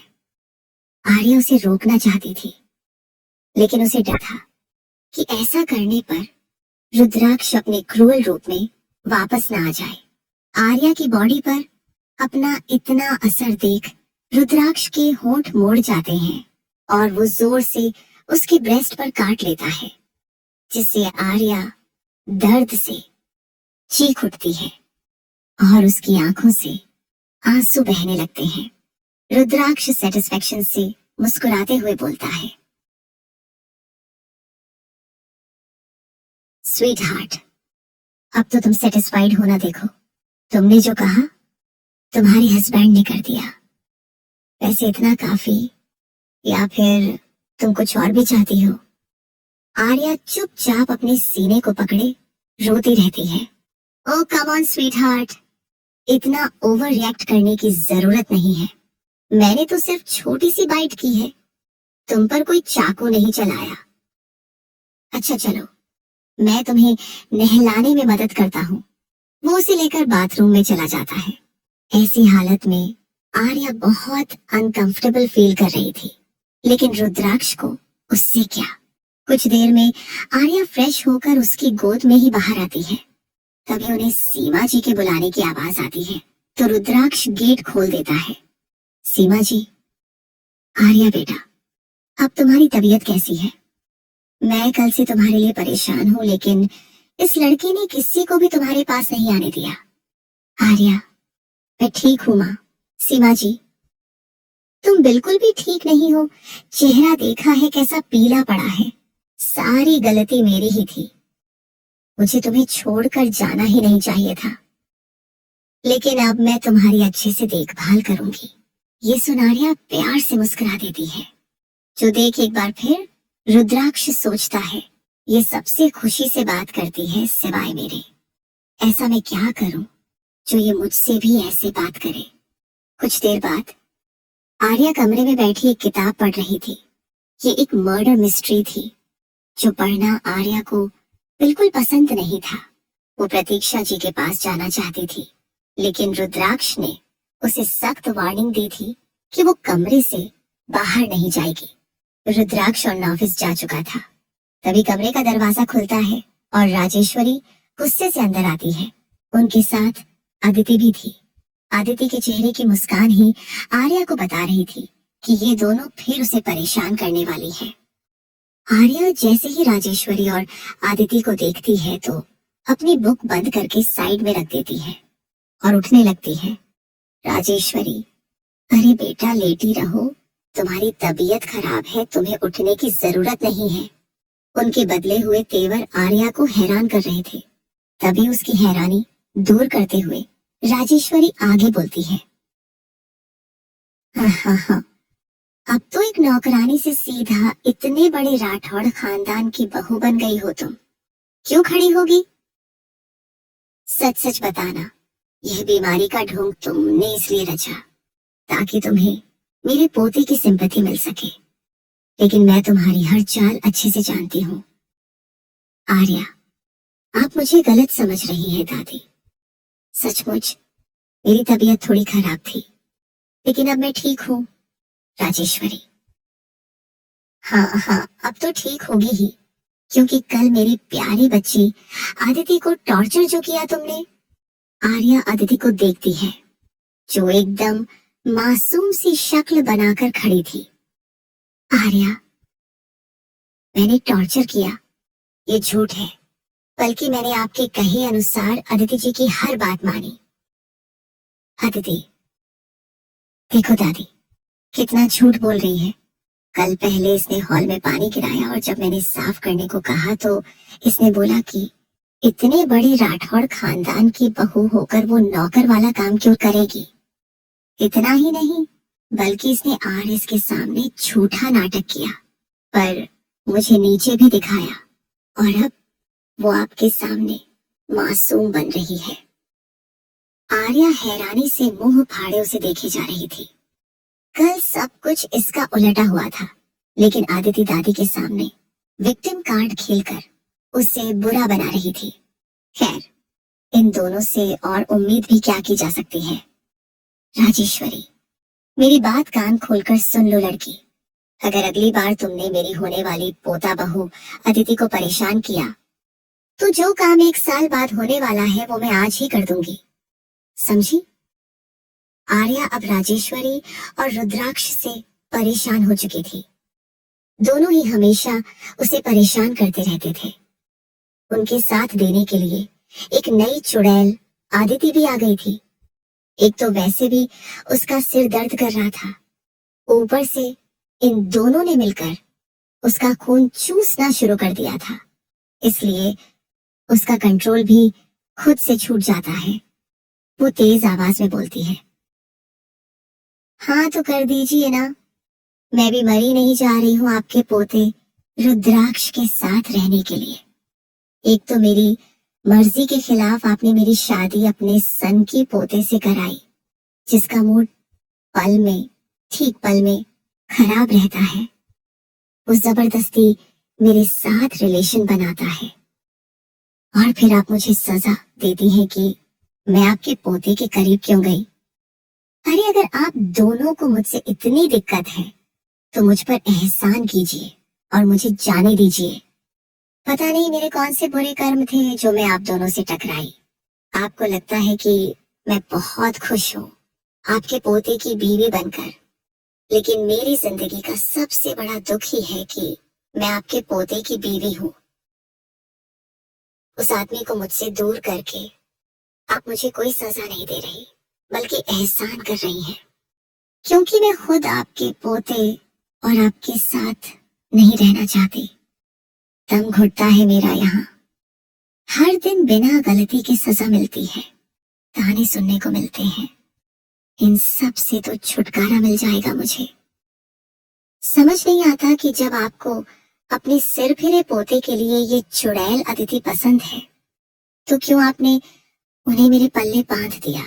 आर्या की तेज आवाज सुनकर राजेश्वरी को बहुत गुस्सा आता है और अपने प्यारे पोते के लिए सिर फिरा और सनकी जैसे शब्द सुनकर तो उनका खुद पर से कंट्रोल छूट जाता है। वही अदिति भी खुद के लिए चुड़ैल सुनकर तिलमिला जाती है। राजेश्वरी जोर से चिल्लाती है, आर्या। वो उस पर हाथ उठा देती है, लेकिन आज आर्या को इससे कोई फर्क नहीं पड़ा, या यूं कहे उसे आदत हो चुकी थी। वो अपने गाल पर हाथ रखकर बोलती है, सच हमेशा कड़वा ही होता है राजेश्वरी। वो गुस्से से उस पर और चिल्लाती। तभी प्रतीक्षा त्रिशा के साथ अंदर आकर बोलती है, क्या हो रहा है यहाँ? उन्हें देख सब शांत हो जाते हैं। त्रिशा भी आकर आर्या के पास बैठ जाती है। उसे हालचाल लगती है। राजेश्वरी और अदिति वहां से चली जाती हैं। आर्या ने उन्हें इतना कुछ बोल तो दिया था, लेकिन अब उसे अफसोस हो रहा था कि कहीं राजेश्वरी रुद्राक्ष से यह सब ना बता दे। वो सोचती है, वो मुझे इतना टॉर्चर करते हैं, अगर राजेश्वरी ने उसे सब कुछ बता दिया तो न जाने वो क्या करेगा। लेकिन कहीं ना कहीं अपनी भड़ास निकालकर वह थोड़ा अच्छा भी महसूस कर रही थी। त्रिशा उसे हिलाते हुए बोलती है, भाई के ख्यालों में खो गई क्या भाभी? आप कहो तो उन्हें बुला लो। आर्या तेज से, कोई जरूरत नहीं है मॉन्स्टर को बुलाने की, मैं उन्हें याद नहीं कर रही। अचानक उसे रियलाइज होता है कि उसने त्रिशा के सामने उसके भाई की बुराई कर दी है, तो वो मासूम सा चेहरा बनाकर उसे देखती है। त्रिशा हंसते हुए, डोंट वरी, मैं उन्हें नहीं बताऊंगी, क्योंकि मैं जानती हूँ कि वो मॉन्स्टर के भी बाप हैं। तभी प्रतीक्षा उसका कान खींचते हुए बोलती है, शैतान लड़की, खबरदार जो मेरे बेटे की बुराई की। कितना तो प्यारा बच्चा है मेरा। बस उसे गुस्सा थोड़ा जल्दी आता है। ये सुनते ही आर्या मुंह बना लेती है। प्रतीक्षा वहां से चली जाती है तो त्रिशा बोलती है, मैं माँ की बात से बिल्कुल भी सहमत नहीं हूँ। मेरा भाई बहुत बुरा है, लेकिन वो अच्छा हो सकता है अगर आप उनका साथ दें तो। आर्या उसे देखने लगती है तो त्रिशा बोलती है, परसों मैंने उनकी आंखों में आपके लिए बहुत फिक्र देखी, जो वो बहुत कम लोगों के लिए करते हैं। उनके जैसा आदमी किसी के लिए सैनिटरी पैड्स लेने आए रात भर जागकर किसी की केयर करे, तो इसका सीधा मतलब यही है कि आर्या पूछती है यही कि वो आपसे बहुत प्यार करते हैं। इतना सुनते ही आर्या को जोर जोर से खांसी आने लगती है। वो अपने सीने पर हाथ रखकर बोलती है, प्लीज त्रिशा, इतना गंदा मजाक मत करो मेरे साथ। मैं एक बार भूत और एलियन के होने को सच मान सकती हूँ, लेकिन इस बात को नहीं। तुम्हारा भाई कभी किसी से प्यार नहीं कर सकता। आप उनसे इतनी नफरत करती हैं? त्रिशा के इतना पूछते ही आर्या खामोश हो जाती है। तभी त्रिशा उसके हाथ पर हाथ रखकर बोलती है, मैं जानती हूँ कि आपके और रुद्राक्ष के बीच सब कुछ सही नहीं है। मैंने देखा है भाई के आते ही आप कैसे सहम जाती हैं। आप सबके सामने ऊपर से तो मुस्कुराती हैं, लेकिन आपकी आंखें हमेशा सुन्न रहती हैं। अगर भाई ने आपके साथ कुछ गलत किया है तो उनकी तरफ से मैं माफी मांगती हूँ, लेकिन प्लीज उन्हें छोड़कर मत जाना, क्योंकि मेरा दिल कहता है कि अगर उन्हें कोई बदल सकता है तो वो सिर्फ आप हैं। आप मुझसे वादा करिए कि आप उन्हें छोड़कर कहीं नहीं जाएंगी, हमेशा उनका साथ देंगी। आर्या कुछ पल उसे देखती है और फिर नम आंखों से बोलती है, जब तुम सब कुछ समझ ही रही हो तो क्यों ऐसा वादा करने को बोल रही हो जिसे मैं पूरा नहीं कर सकती? सच कहूं तो मेरा दम घुटता है यहाँ पर। माँ, पापा और तुम तीनों ही बहुत अच्छे हो, लेकिन ये बात मैं तुम्हारे भाई के बारे में नहीं बोल सकती। मुझे नहीं पता कि तुम्हें ऐसा क्यों लगता है कि वह मुझे पसंद करते हैं, लेकिन सच तो यह है कि हमारे बीच सिर्फ जिस्मानी रिश्ते के अलावा और कुछ नहीं है और ना ही कभी होगा। माफ करना, मैं तुमसे झूठा वादा नहीं कर सकती। त्रिशा अपने हाथ पीछे करके मुस्कुराते हुए बोलती है, देखना, एक दिन आप खुद बोलेंगी कि आपको भाई से प्यार है। आर्या, ऐसा कभी नहीं होगा। होगा, जरूर होगा। त्रिशा आत्मविश्वास से बोलती है। उनके कमरे के बाहर दरवाजे से सटकर खड़ी अदिति ये सब कुछ सुन रही थी। रुद्राक्ष सबके सामने जैसे आर्या की केयर करता था। वह देख अदिति को भी लगने लगा था कि शायद इतना क्रूर आदमी भी आर्या के प्यार में पड़ गया है। लेकिन इन दोनों की बातें सुनने के बाद उसकी गलतफहमी पूरी तरह दूर हो चुकी थी और वह मन ही मन खुश होने लगी कि अभी भी उसके पास चांस है रुद्राक्ष के करीब जाने का। वह मन ही मन आर्या को रुद्राक्ष से दूर करने की प्लानिंग करने लगती है। वही आर्या से बात करने के बाद त्रिशा भी चली जाती है। आर्या बेड पर लेटे लेटे उसकी बातों के बारे में सोचने लगती है। काश मैं तुम्हें बता सकती कि तुम्हारे भाई ने मेरे साथ क्या क्या किया है त्रिशा, लेकिन मैं नहीं चाहती कि अपने भाई का ये घिनौना रूप जानकर तुम और माँ दुखी हो। रात का वक्त, रुद्राक्ष उन ऑफिस से आ चुका था और बाथरूम में फ्रेश हो रहा था। वही आर्या को प्रतीक्षा जी अपने साथ लेकर गई थी। जब आदिति चुपके से उनके कमरे में आती है, दोनों कोई कमरे में न देख वहां की एक एक चीज पर हाथ फेरने लगती है। ड्रेसिंग टेबल पर रखी आर्या की ज्वेलरी अपने हाथों में लेकर गुस्से से बोलती है, यहाँ पर सिर्फ मेरी चीजें होनी चाहिए थी। इस कमरे में तुम ही नहीं बल्कि मुझे होना चाहिए था आर्या डार्लिंग। लेकिन तुम चिंता मत करो, बहुत ही जल्द मैं तुम्हें अपने रुद्र बेबी की लाइफ से निकाल कर फेंक दूंगी और फिर इस बेड पर, इस कमरे पर और रुद्र पर सिर्फ और सिर्फ मेरा हक होगा। वो साइड टेबल पर रखी रुद्राक्ष की फोटो को चूमते हुए बोलती है। तभी बाथरूम का डोर ओपन होता है और रुद्राक्ष बाहर आता है। वह टॉवल से अपने बालों को पोंछ रहा था, जिसकी वजह से उसका ध्यान आदिति पर नहीं जाता। वही आदिति का ध्यान उसकी मस्कुलर चेस्ट पर अटका था। उसके सीने पर ठहरी पानी की बूंदें देख उसका गला सूखने लगता है। वो इसे अपने होठों से छूना चाहती थी। उफ, उसका हॉट रुद्रा। वो दबे पांव रुद्राक्ष के पीछे जाकर खड़ी हो जाती है और अपना हाथ उसकी पीठ पर रख देती है। लेकिन अगले ही पल रुद्राक्ष पीछे घूमता है और उसकी कलाई पकड़ लेता है, जिससे अदिति अपनी मदहोशी से बाहर आती है और उसके चेहरे पर दर्द भरे एक्सप्रेशन आ जाते हैं। How dare you to touch me? Rudraksh सख्त आवाज में पूछता है। Aditi, Rudra baby, leave my hand.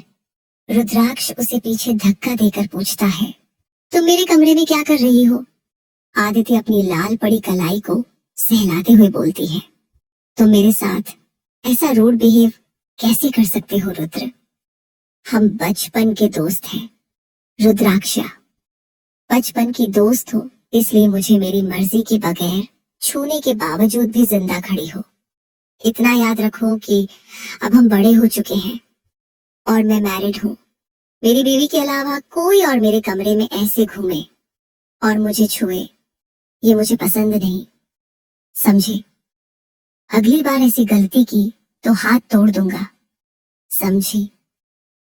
अब निकलो यहाँ से। उसकी ऐसी बातें सुनकर आदिति की आंखों में आंसू भर आते हैं। वो बाहर जाने लगती है। तभी उसकी नजर आर्या पर जाती है, जो कमरे में ही आ रही थी। उसका दिमाग फिर शैतानी से भर जाता है।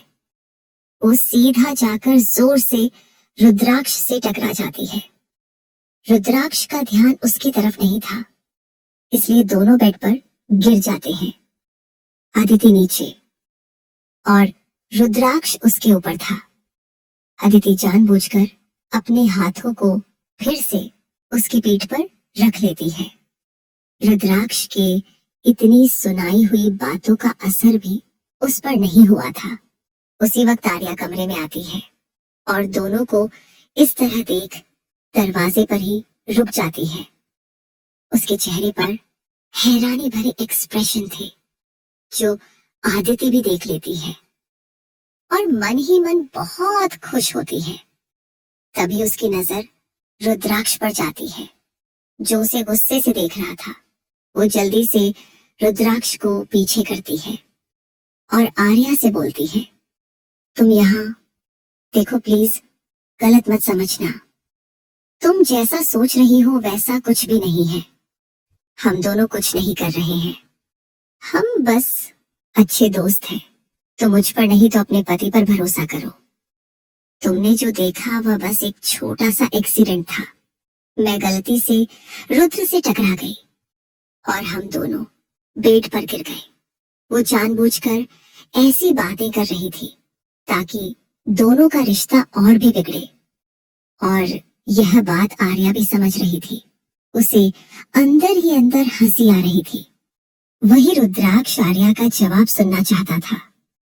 वो गौर से उसके चेहरे को देख रहा था। आर्या, इतनी सफाई देने की जरूरत नहीं है आदित्य जी।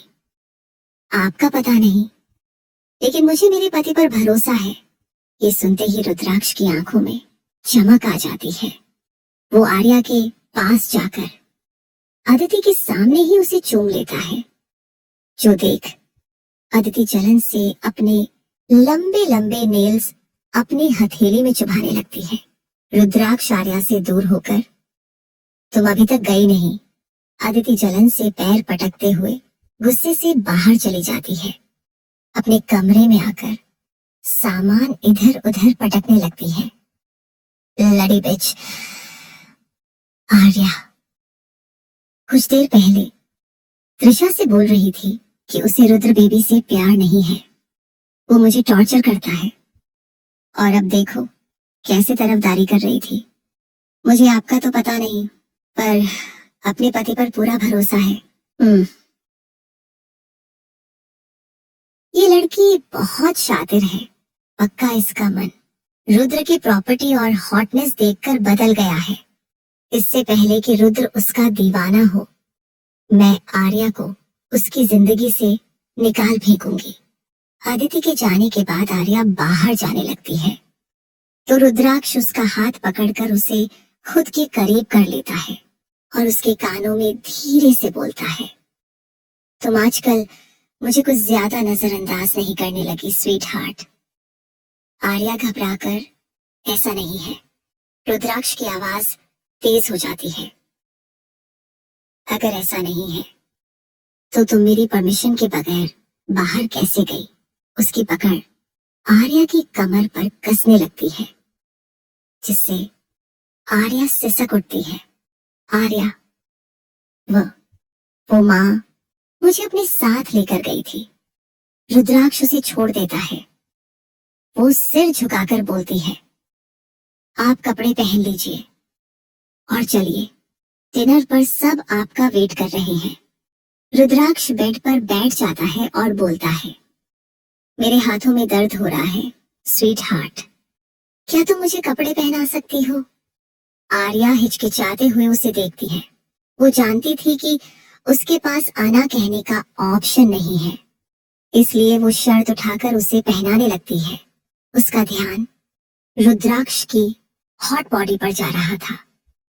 कुछ देर पहले जिन नजरों से आदित्य रुद्राक्ष को देख रही थी, अब वही भाव आर्या की आंखों में था। वो रुद्राक्ष से बहुत नफरत करती थी, लेकिन ये भी सच था कि उसके जैसी हॉट बॉडी उसने आज तक किसी लड़के की नहीं देखी थी। रुद्राक्ष उसके बालों पर उंगलियां चलाते हुए बोलता है, रुक क्यों गई स्वीट हार्ट? लगता है तुम्हें मेरी बॉडी बहुत पसंद आई है। क्या सही कहा ना? इतना सुनते ही आर्या होश में आती है और जल्दी से उसकी शर्ट के बटन लगा देती है। रुद्राक्ष, डिनर के बाद तुम जितना चाहे इन्हें देख सकती हो, मैं नहीं रोकूंगा। ये सुनते ही आर्या के गाल शर्म से लाल हो जाते हैं। रुद्राक्ष उसका हाथ पकड़कर उसे डिनर के लिए ले जाता है। उन दोनों को साथ में आता देख राजेश्वरी और अदिति जल भुन जाते हैं। यशवर्धन जी, आर्या बेटा तुम्हारी तबीयत कैसी है? मैं ठीक हूँ डैड, आर्या जवाब देती है। सर्वेंट सबको खाना सर्व करते हैं। आर्या सबकी प्लेट्स को देखने के बाद अपनी प्लेट को देखती है। सबकी प्लेट में टेस्टी खाना था, वही आर्या की प्लेट में एकदम सूखा खाना रखा हुआ था। वो सारी सब्जियां थी जो वह बिल्कुल नहीं खाती थी। ऐसा खाना तो आर्या गरीब होने पर भी नहीं खाती, और रुद्राक्ष से शादी के बाद तो उसे 7 स्टार होटल जैसा खाना मिलता था। आर्या को अपनी प्लेट घूरते देख राजेश्वरी मीठी आवाज में बोलती है, आर्या बेटा तुम्हारी तबीयत खराब थी ना, इसलिए मैंने सर्वेंट से कहकर तुम्हारे लिए हल्का और हेल्दी खाना बनवाया है। मुझे लगता है तुम्हें कुछ दिन ऐसा ही खाना खाना चाहिए ताकि तुम्हारी तबीयत ठीक रहे। ये सुन सब लोग मुस्कुरा देते हैं क्योंकि उन्हें लगता है कि राजेश्वरी को आर्या की फिक्र है, लेकिन आर्या समझ जाती है कि दादी उसे परेशान करने के लिए ये कर रही है। आदिति, आप कितनी अच्छी हैं दादी, काश मैं आपकी बहू होती। आपकी जैसी दादी सास पाकर मैं धन्य हो जाती। त्रिशा, सॉरी टू से आदिति डार्लिंग, पर शायद तुम्हारे कर्म इतने अच्छे नहीं होंगे कि तुम मेरे भाई की वाइफ बनो। ये सिर्फ आर्या की ही किस्मत में था। ये सुन आदिति को बहुत गुस्सा आ रहा था। वो बुरी तरह त्रिशा की गर्दन तोड़ना चाहती थी। वही आर्या मन सोचती है, काश मेरे कर्म आदिति के जैसे होते, कम से कम ऐसा पति तो ना मिलता। न जाने क्यों इस लड़की को ये मॉन्स्टर इतना ज्यादा पसंद है जो उसके लिए हर हद पार करने को तैयार है। सही कहते हैं, लोग प्यार अंधा बहरा होता है। आदिति राजेश्वरी की तरफ देखती है तो राजेश्वरी त्रिशा को डांटते हुए बोलती है, त्रिशा, ये क्या तरीका है उससे बात करने का? वो तुमसे बड़ी है ना? त्रिशा मासूम सा चेहरा बनाकर, सॉरी दादी, मैं तो मजाक कर रही थी। सॉरी अदिति, तुम्हें बुरा लगा हो तो मैं तो ये कहना चाहती थी कि तुम्हें मेरे भाई से भी अच्छा पति मिलेगा। प्रतीक्षा जी, अच्छा बहुत बातें हो गई, सब चुपचाप खाना खाओ। आर्या मुंह बनाते हुए मन मार कर उबली सब्जियां खाने लगती है। उसके खाने में शायद कोई अजीब सा मसाला मिलाया गया था, जिसे खाकर उसे उल्टी सा महसूस हो रहा था, लेकिन वह चुपचाप मुंह बनाते हुए खाने लगती है। रुद्राक्ष उसके बनते बिगड़ते एक्सप्रेशन देख रहा था, जो देख न जाने उसे क्या होता है। वो अपनी प्लेट आगे खिसकाकर सर्वेंट से बोलता है, मेरे लिए भी यही खाना लेकर आओ। इतना सुनते ही सब खाना छोड़कर हैरानी से उसे देखने लगते हैं। वही आर्या को खाते खाते खांसी आने लगती है, तो रुद्राक्ष जल्दी से उसे पानी पिलाता है। आर्या पानी पीते हुए अपनी बड़ी बड़ी आंखों से उसे देख रही थी, जो देख रुद्राक्ष धीरे से उसके कान में बोलता है, ऐसे मत देखो स्वीट हार्ट, तुम्हारी आंखें मुझे बहकने पर मजबूर कर रही हैं, और अगर ऐसा हुआ तो तुम अब भी मुझे झेलने के लिए रेडी नहीं हो।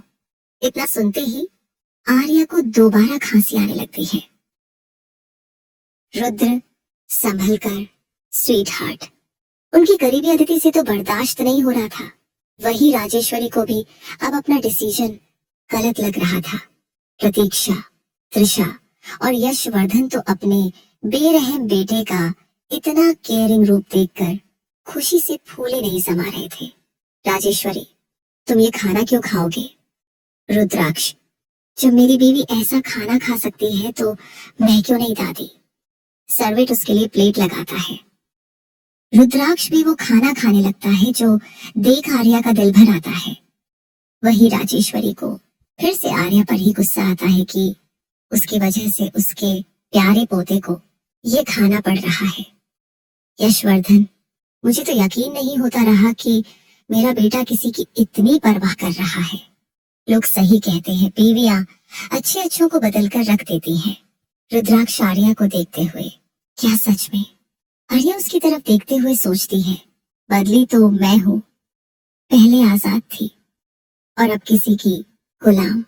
डिनर के बाद सब अपने कमरे में चले जाते हैं। रुद्राक्ष उसका हाथ पकड़कर उसे अपनी पीठ से लगा देता है और दूसरे हाथ से अपनी शर्ट के बटन खोलते हुए बोलता है, अब तुम जितना देखना चाहती हो मुझे देख सकती हो स्वीट हार्ट। आर्या अपनी नजर झुकाकर बोलती है, नहीं, मैं क्या तुम नहीं देखना चाहती सच में? पिछले कुछ देर से तुम्हारी नजर मुझसे हट नहीं रही, और जब मैं तुम्हें मौका दे रहा हूं तो तुम देखना नहीं चाहती? क्यों स्वीट हार्ट? वह आर्या के कान पर फूंक मारता है तो आर्या उसके शर्ट को मुट्ठी में भर लेती है। मैं समझ नहीं पा रही आप कैसे इंसान हैं। कभी कभी लगता है आप बस मेरे लिए ऑन ऑब्सेस्ड हैं, और आपकी बहन को लगता है कि आप मुझसे प्यार करते हैं। इतना सुनते रुद्राक्ष पीछे हट जाता है और कुछ सेकंड उसे देखकर जोर से हंसते हुए बोलता है, प्यार वो भी मुझे, इट्स इम्पॉसिबल।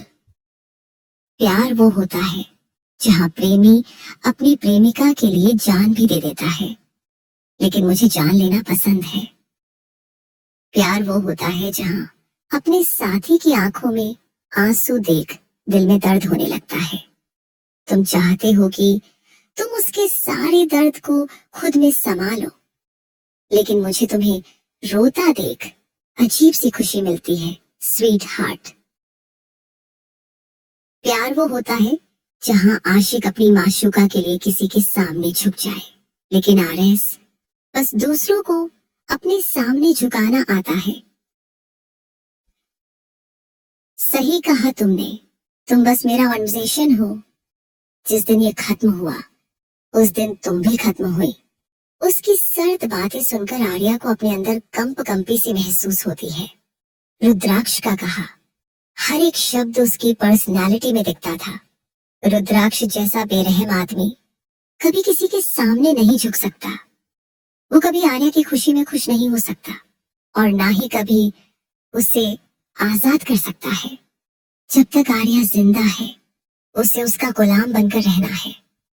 जिस दिन उसका मन भर गया, वो आर्या को मारने से पहले एक बार भी नहीं सोचेगा। आर्या जो कुछ देर पहले रुद्राक्ष का सॉफ्ट रूप देखकर पिघली थी, एक बार फिर उसे रुद्राक्ष के असली रूप के दर्शन हो गए थे। भले ही रुद्राक्ष 2 दिन से उसके साथ अच्छे से बिहेव कर रहा था, लेकिन आर्या नहीं भूल सकती थी कि उस शख्स के अंदर एक हैवान छुपा हुआ है, जिसकी हैवानियत उसने झेली है। क्या कभी रुद्राक्ष को महसूस होगा कि वो शायद आर्या से प्यार करने लगा है, या फिर उसके आर्या से अच्छा बिहेव करने के पीछे भी कोई कारण है? वह अपनी धुंधली आंखों से रुद्राक्ष को देखे जा रही थी। वही रुद्राक्ष अपनी जुनूनी नजरों से उसे निहार रहा था। बिखरे हुए आर्या के लिपस्टिक और बाल देखकर उसके दिल में हलचल हो रही थी।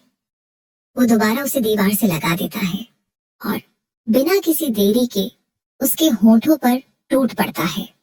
उसकी किस बहुत वाइल्ड थी। आर्या सांस भी नहीं ले पा रही थी। उसकी आंखों से बहते आंसू गालों को भिगा रहे थे, लेकिन रुद्राक्ष के कहे का कोई फर्क पड़ने वाला नहीं था। वो बेरहमी से आर्या के होठों का स्वाद ले रहा था। किस करते हुए वो जोर से उसके होठों पर काट लेता है, जिससे आर्या जलन से अपनी आंखें बंद कर लेती है। उसके खून का स्वाद दोनों को आ रहा था। उसके होठों से सैटिस्फाई होने के बाद रुद्राक्ष उसके लिप्स से दूर हटता है, लेकिन उससे नहीं। आर्या को उसकी सांसें अपने चेहरे पर महसूस हो रही थीं। रुद्राक्ष गौर से उसका चेहरा देख रहा था। आर्या धीरे से आंखें खोलती है तो दोनों की नजरें फिर मिल जाती हैं। उसकी आंखों में देखते हुए ही रुद्राक्ष एक बार फिर उसके होठों पर अपने होठ रख देता है। आर्या बिना किसी भाव के उसे देखने लगती है तो रुद्राक्ष अपने एक हाथ को उसकी लोअर बॉडी पर ले जाने लगता है, जो महसूस करते ही उसकी आंखें बड़ी हो जाती हैं। वो तुरंत उसका हाथ पकड़ लेती है और उससे दूर होकर बोलती है, प्लीज नहीं रुद्राक्ष। रुद्राक्ष सिर टेढ़ा करके, you see no sweetheart really? Arya घबराते हुए, नहीं, मेरा मतलब था कि अभी मेरे पीरियड्स हैं। Rudraksh, so what can I do sweetheart? Arya घबराकर उसे देखने लगती है। रुद्राक्ष, तुम्हारा मुझसे ऐसे घबराना तुम्हें और अट्रैक्टिव बनाता है स्वीट हार्ट। चलो मैं नहीं करता, लेकिन मैं इसका क्या करूं?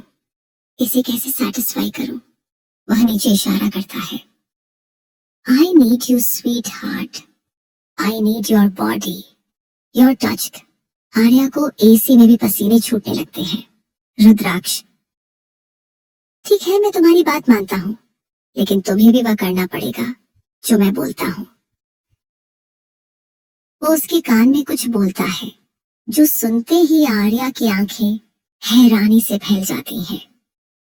वह घबराते हुए ना में सिर हिलाती है तो अब रुद्राक्ष ठंडी नजरों से उसे देखता है, और इतना काफी था आर्या को उसकी बात मानने के लिए। रुद्राक्ष अपनी आंखें बंद कर लेता है। वही आर्या रोते हुए उसके ऑर्डर्स फॉलो करने लगती है।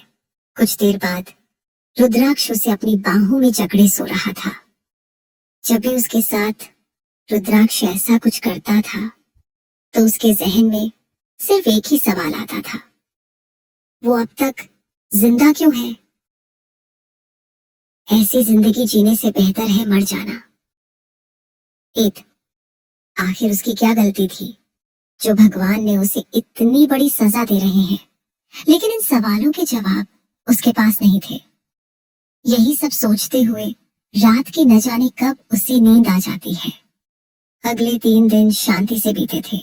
रुद्राक्ष ने उसके साथ कुछ भी बुरा नहीं किया था। आदित्य और दादी राजेश्वरी अपनी छोटी मोटी हरकतों से उसे तंग करने से पीछे नहीं हट रही थी।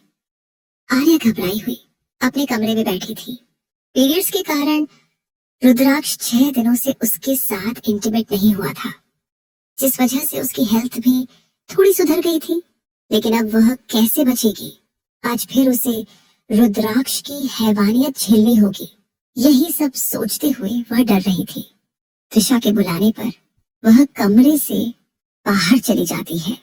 तभी अदिति राठौड़, जो अपनी हाई हील से वॉक करती हुई उसके पास आती है और तेज आवाज में बोलती है, ओ हेलो मिस नौकरानी से बनी महारानी, तुम इतनी टेंशन में क्यों लग रही हो? कहीं तुम्हारा और रुद्र बेबी का झगड़ा तो नहीं हुआ? आर्या उससे नहीं उलझाना चाहती थी, इसलिए वह उसे इग्नोर करके बाहर जाने लगती है। तो आदित्य उसका हाथ पकड़कर बोलती है, मुझे इग्नोर करने का सोचना भी मत। एक तो तुम मेरी जगह इस घर में रुद्र की बीवी बनकर बैठी हो और अब मुझे ही एटीट्यूड दिखा रही हो। आर्या, आपको जो समझना है समझिए। मैं आपसे बहस नहीं करना चाहती, और अगर हमारा झगड़ा होगा तो आपको तो खुशी ही होगी ना? आदिति, बिल्कुल भी नहीं। मुझे खुशी तुम्हारे झगड़े से नहीं, तुम्हारे तलाक से होगी। एक बार वह ले लो, फिर मैं तुम्हें मुंह मांगी कीमत दे दूंगी, जिससे तुम अपनी पूरी जिंदगी आराम से गुजार सको। क्या उसकी जिंदगी इतनी मामूली है जो हर कोई अपने मतलब के लिए उसे पैसे से तोलता है? पैसों के लिए ही तो उसकी सौतेली माँ ने उसे दादी राजेश्वरी को बेच दिया था। इसलिए जब आदिति रुद्राक्ष से दूर जाने के लिए पैसा ऑफर करती है तो आर्या को बहुत गुस्सा आता है। वह गुस्से से बोलती है, अगर मुझे पैसे ही चाहिए तो मैं रुद्राक्ष को तलाक क्यों दूं? क्योंकि आपसे ज्यादा पैसा तो मुझे उनसे मिल सकता है। इसलिए बार बार मुझे ये पैसे देने की बात मत करिए। अगर आपको रुद्र बेबी से शादी करने का इतना शौक है तो जाइए दादी के पास और उनसे बात कीजिए, क्योंकि वही मुझे जबरदस्ती रुद्राक्ष की जिंदगी में लाई और मेरी जिंदगी बर्बाद की। आदिति गुस्से से कुछ जहर उगलने वाली होती कि तभी उसकी नजर आर्या के पीछे से आ रहे रुद्राक्ष पर जाती है। वो दोनों गैलरी में खड़ी थी और आर्या की पीठ दूसरी तरफ थी, इसलिए वो रुद्राक्ष को नहीं देख पाती। क्या कहा तुमने? रुद्राक्ष से शादी करके तुम्हारी जिंदगी बर्बाद हो गई, जबकि तुम किसी रानी की तरह इस घर में रहती हो। फिर भी तुम कह रही हो कि तुमने अपनी मर्जी से रुद्राक्ष से शादी नहीं की। आर्या भी गुस्से में थी, इसलिए बोलती है, हाँ सही सुना तुमने। अगर मेरी मर्जी पूछी गई होती तो मैं कभी भी उनसे शादी नहीं करती। क्या मैं इतना बुरा हूँ स्वीट हार्ट?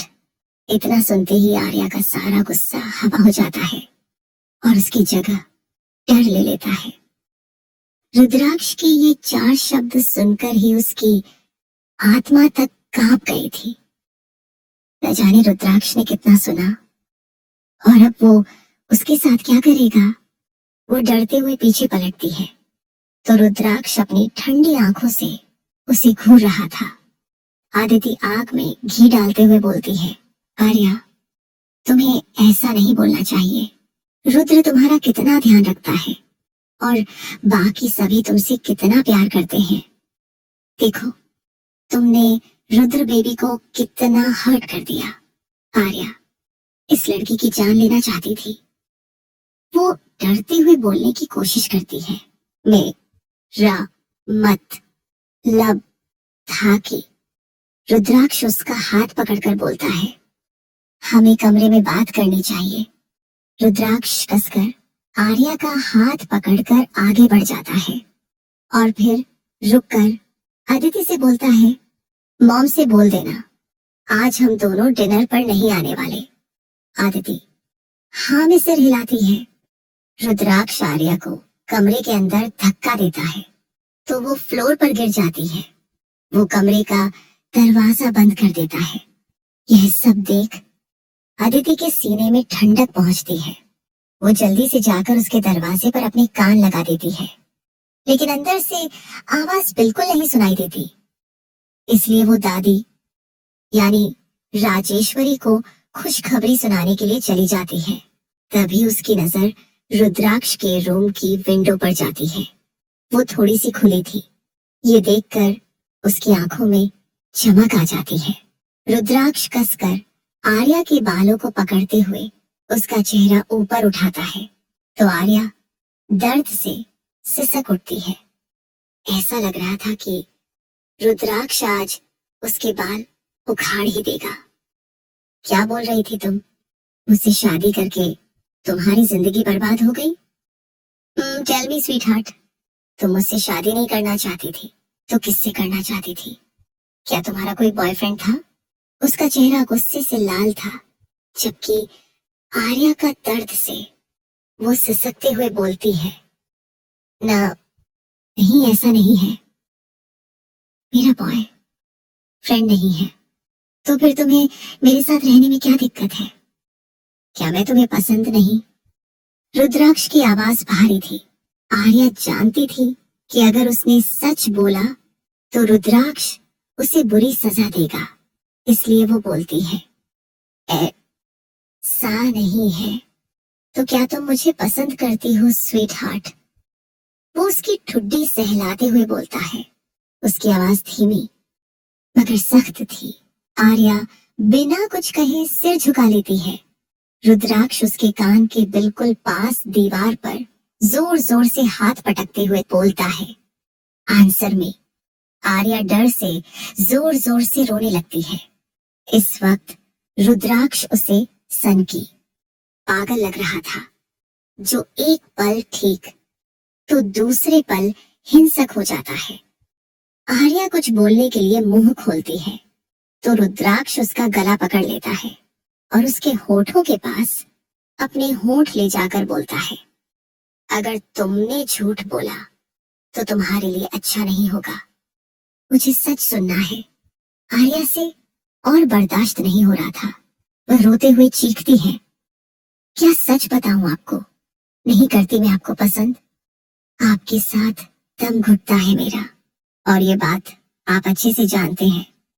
आपने मुझे जितना टॉर्चर किया है, उसके बाद सिर्फ और सिर्फ मैं आपसे नफरत करती हूँ।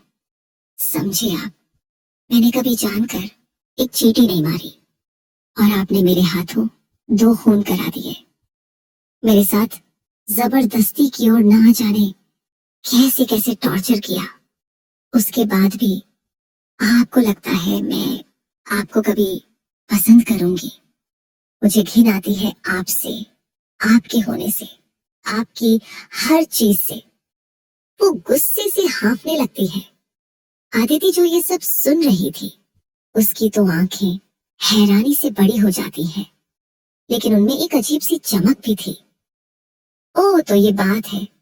वही मैं सोचूं, मेरा रुद्र बेबी इस नौकरानी के चक्कर में तो नहीं फंस गया, पर ये तो उसे टॉर्चर कर रहा है। वो ये खुशखबरी दादी को बताने भाग जाती है।